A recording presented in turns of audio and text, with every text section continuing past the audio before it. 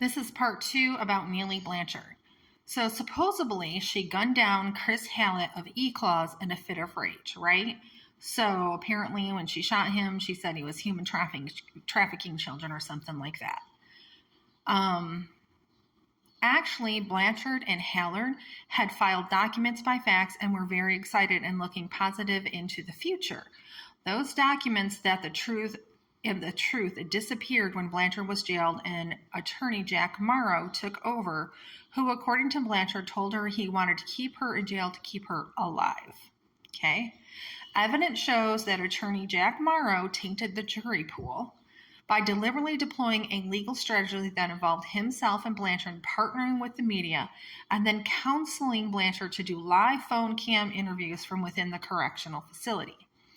Evidence shows that almost every single news item about Neely presented her in the worst possible light imaginable. The news media declared her a kidnapper connected to QAnon, reporting that she can confess to the murder, which I believe I had heard that she had confessed to the murder as well. Evidence shows Attorney Morrow was not protecting his client, Neely, but rather was protecting the interests of the Bar Association, as well as a spectrum of other agencies and entities that were engaging in human trafficking and dark things, I can't say on TikTok, to assure the invasion of the United States across the southern international border could happen.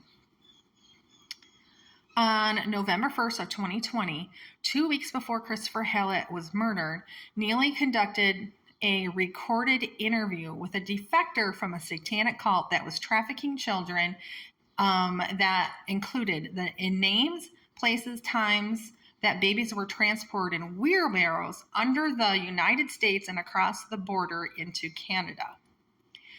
What people don't know is several months before this happened, when did this happen? In November? So yeah, I actually had a very lengthy hours conversation. Neely and I stayed up talking. We were talking about human trafficking, and I was explaining her all the information that I know.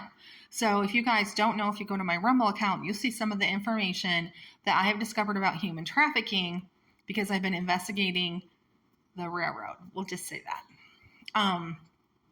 But I had explained to her that there was a tunnel in Michigan that goes underneath the lake. I don't remember if it's Lake Erie or which one it is, but the tunnel goes under the lake, and the train fits under it. The railroad goes under it. I don't know if you can also walk under there. It sounds like it, or I don't know if they're on the same place that the trains go.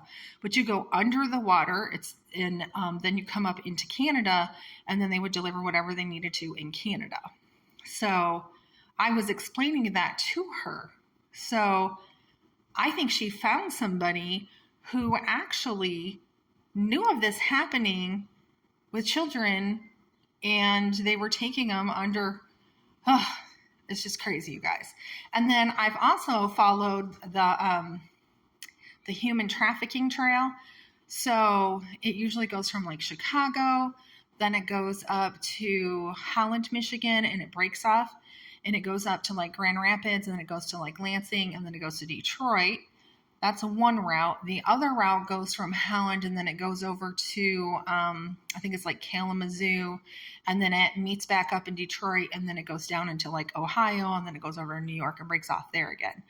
So this is really interesting that she found some information, and I wish we could find that information and find out what this person that had deflected from this call had told her, because it would be very interesting. Stay tuned for part 3.